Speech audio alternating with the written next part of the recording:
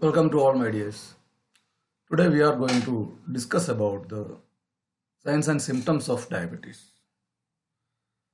Before that, let me say in our clinical life, more than 50% of patients are either asymptomatic or even though with symptoms, the symptoms are very subtle or subclinical.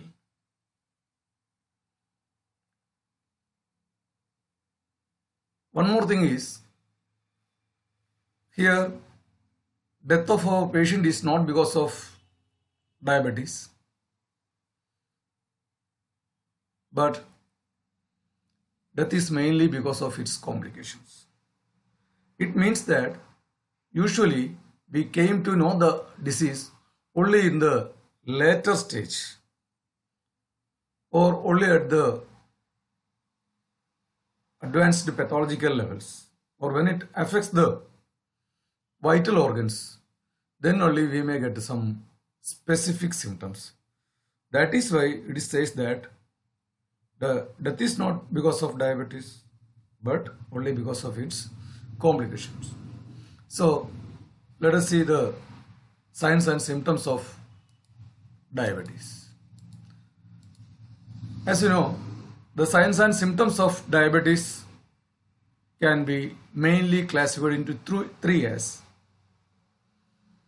polyuria, polyphagia and polydipsia. That is why it is considered as the triad or the tripod or the classical symptom of a patient on inquiring or while evaluating the symptom of our patient with diabetes. He may have the symptom of either polyuria or with a polyphagia or with a polydipsia.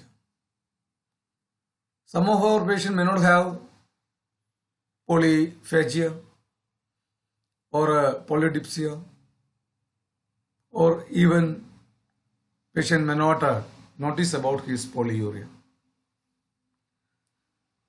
Because the symptoms are varying from person to person, and even though there may be some symptoms, the symptoms may mimicking with some other problems, or the patient may think that, or even by we people or doctors may think that the symptoms are not because of diabetes, or we may simply even we may not remember about, or we may not convince about the symptom base pathology of the symptoms. That is why most of the patients will get skipped from our diagnosis.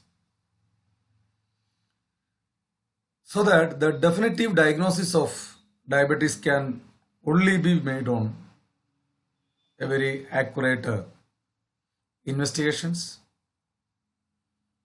In earlier periods, the fasting blood sugar or the random blood sugar or postprandial blood sugar were considered as a diagnostic criteria for evaluating the possibility of diabetes.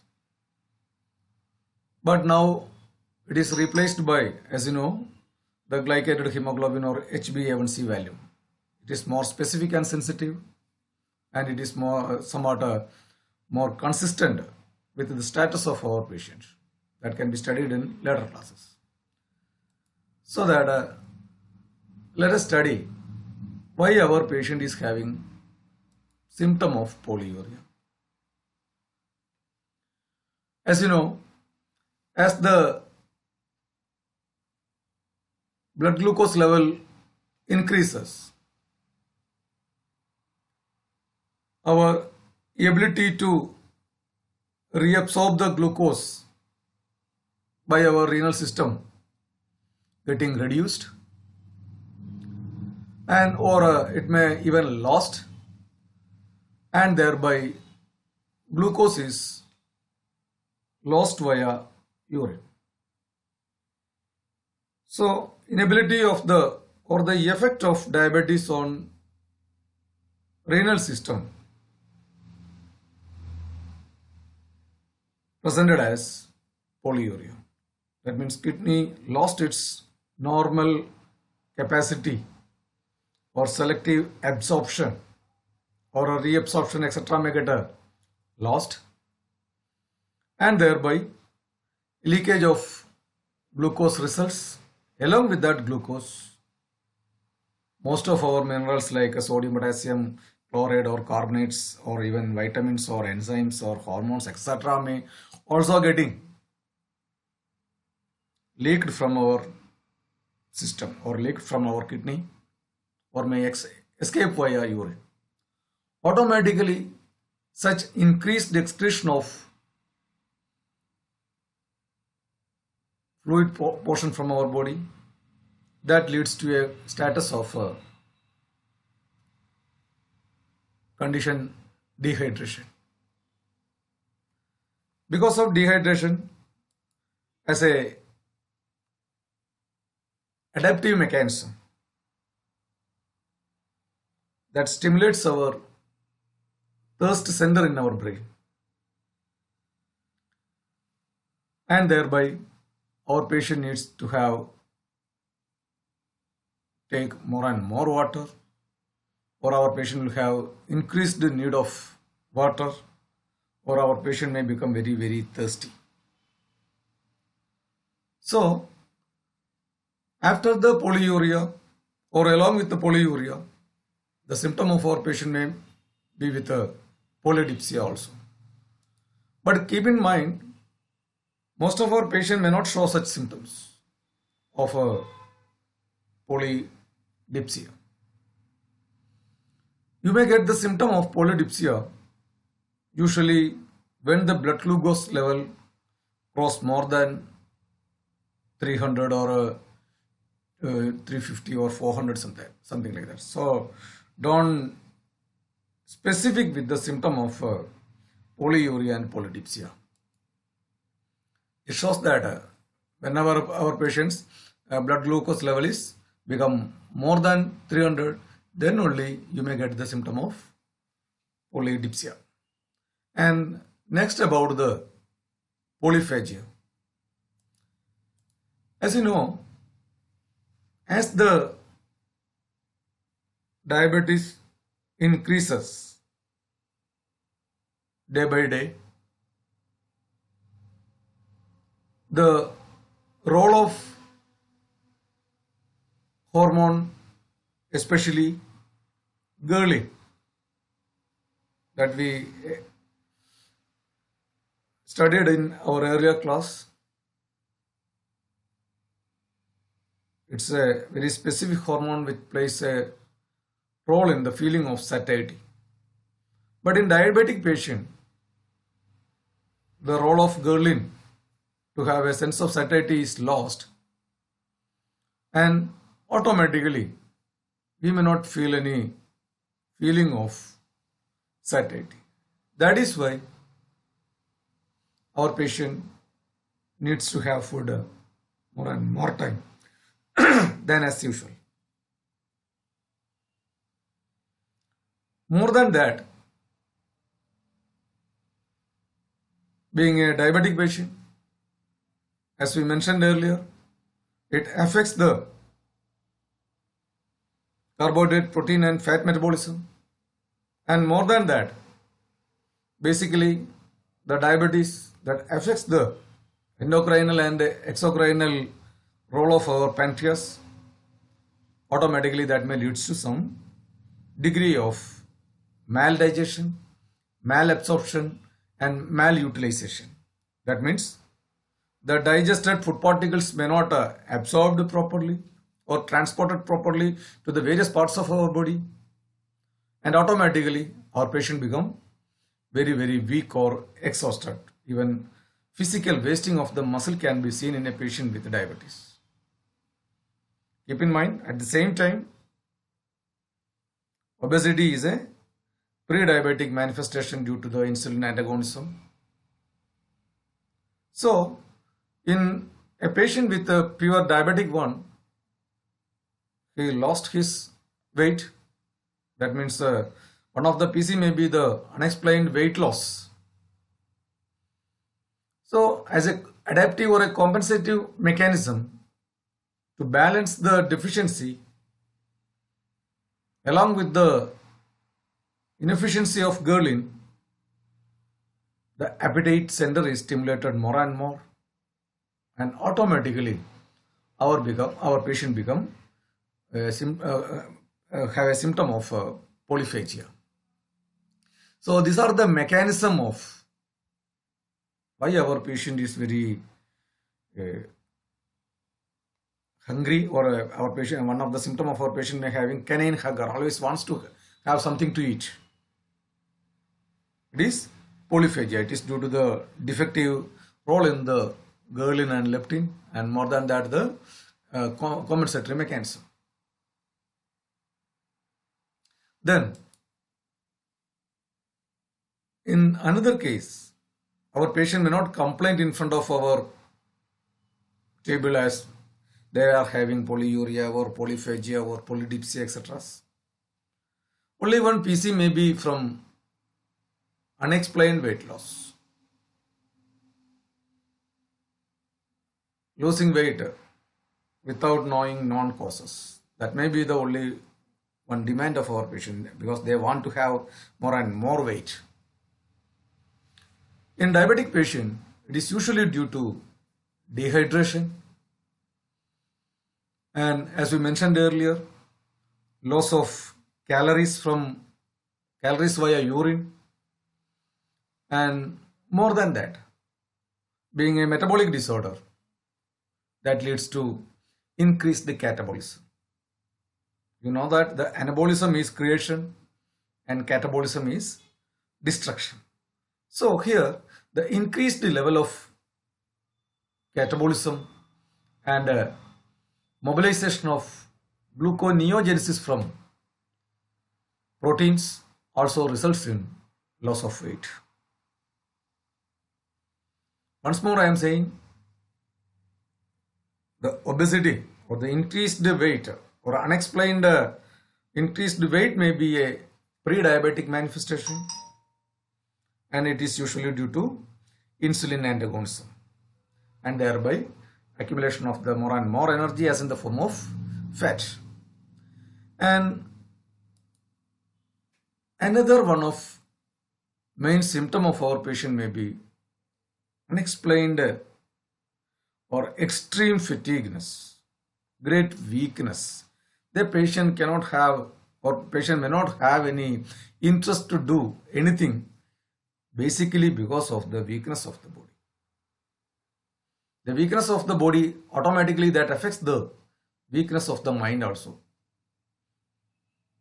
In a keen observing our diabetic patient, mentally they may be very, very depressive also. The weakness of our diabetic patient, as in case of our acid force or arsenic alb, something like that medicine in our materia medica can be seen. That may be because other than diabetic issues, but just I'm telling just to remember about that symptoms.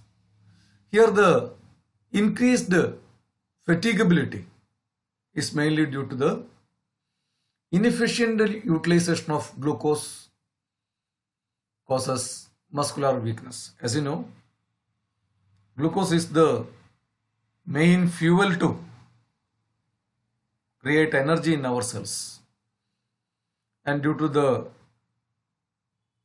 inefficient glucose utilization or inactive insulin, which causes muscular weakness, which forms the basis of fatigability.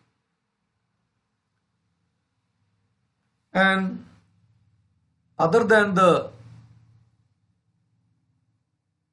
polyuria, polyphagia or polydipsia or a weight loss or a great fatigability, the common symptom of our patient may be none other than only the visual problems.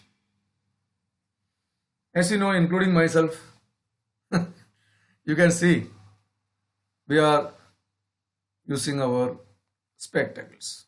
the number of spectacle users were increased day by day. And more than that, one of the peculiar symptom of our such personalities are they want to change their glasses frequently due to some accommodation defect. The symptoms of the symptoms of polyuria may be with the diabetic nephropathy, and weakness may be diabetic neuropathy. Here, the effect of diabetes in our visual field, that means in our eyes or especially the retina, say the diabetic retinopathy, one of the main symptom of our patient is frequent changes in focal length or in the refraction, and mostly due to the myopia. So without having any other symptom, the presenting symptom may be as eye problems. For that, they may constantly having in a contact with the ophthalmologist, and usually they may prescribe with issues in focal length or a multiple spectacles may be forced to use, and actually that may be basically due to diabetes. But by simply neglecting or such a status, we may constantly change our glasses, and we may came to know only at the end the visual problems are due to diabetes. So the visual symptom may be one of the most important symptom that has to be considered or that has to be correlated with the possibility of diabetes. And other symptoms are, as you know, as the diabetes advance or as the glucose or the sugar content in our body increases, we lost or we may not have that much immune competency to fight against the infections. In a diabetic patient, you can see various types of infections other than diabetes. Mostly the infection may be in relation with skin, as fungal infections or tinea or impetigo or recurrent non-healing ulcers. Such symptoms may be mainly due to diabetes. So in a patient with tinea, various types of tinea, I'm not need to explain everything. Various types of tinea or infections in especially in genitourinary tract, as urinary tract infections or vaginitis or trichomoniasis or monilial infections, especially in females, and in males it may be presented as balanitis, that means infection or inflammation of the glans penis. So all these type of infections may be presented in our patient as various headings, and one of the main symptom of our patient may be with some erectional dysfunctions, or the consultation of our patient may not for diabetes. The presenting complaint of our patient may be inability to copulate or inability to have a good sex. In such condition, the diagnosis may be made as erectional dysfunctions. Here, due to the diabetes, as you know, the chronic complication of diabetes is mainly due to the angiopathies. Here, the microangiopathy and involvement of the autonomic nervous system that causes some inability to copulate or inability to have erections or to have a better sex. In such condition, ED may be, that means erectional dysfunction may be only of your patient's complaint. And just to mention, let me mention about the ED. Near about 80 to 80%, 85% of the EDs may be purely due to psychological.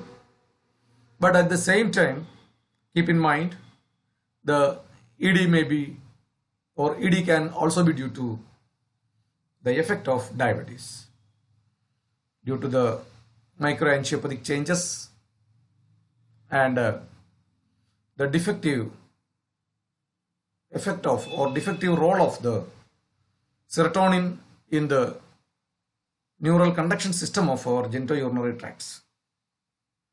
And that may be the presentation of an aged person, usually in between the 30 to 50 years of age. The impotency may be the PC of our patient. And another symptom of our diabetic, most of our diabetic patient may having stress incontinence or urgent incontinence, something like that, urinary problems. And we may misthink that it may be due to any BPH, that is benign prostatic hypertrophy. Here the stress incontinence or urgent incontinence are due to the neurological deficit due to diabetes. That is in autonomic neuropathy, the stress incontinence may be one of the main symptom of our patients. And in females, you can see the PC may be white marking on the clothings, or the clothings may get totally damaged within a very short period of time, especially the undergarments. It is due to the corrosive effect of the discharges especially in females. So white marking on clothings and stiffness under the clothes and frequent UTI may be the PC of our female patients, especially in middle-aged ones. And as the involvement of the sensory or motor neurons, the PC may be severe burning or numbness or tingling or sensation of needles, especially in our hands or in our lower extremities. All these are due to the diabetic neuropathy. Everything can be studied in later classes. So these are the main symptom of our patients, and don't think your patient will have all symptoms in single patient. One symptom may not be seen in another, or the symptoms may be within very limited one, or symptom may be only single one, or even you may not get any symptom. That is why I am saying this diagnosis of the diabetes can be made only after the hematological evaluations or other parameter evaluations. So to prevent, one of the main preventive aspect of diabetes is, that is why we advise to screen our patient even in asymptomatic cases. That means our patient may not have any of the symptoms, because if your patient's age is more than 30 or 35, and if his BMI is more than 25, and if your patient is having any family history or any history of gestational diabetes, or without having any history, if your patient complains of habitual weakness or habitual fatigability or habitual inactivity,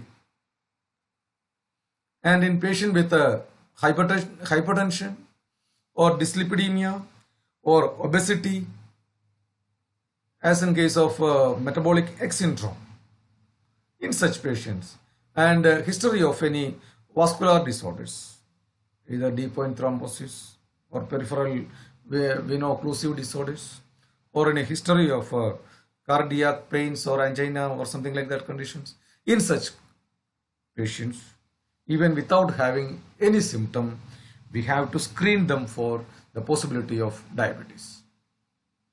And next we have to discuss about the management of diabetes. I think that can be studied in next class, and thank you for watching. Thank you.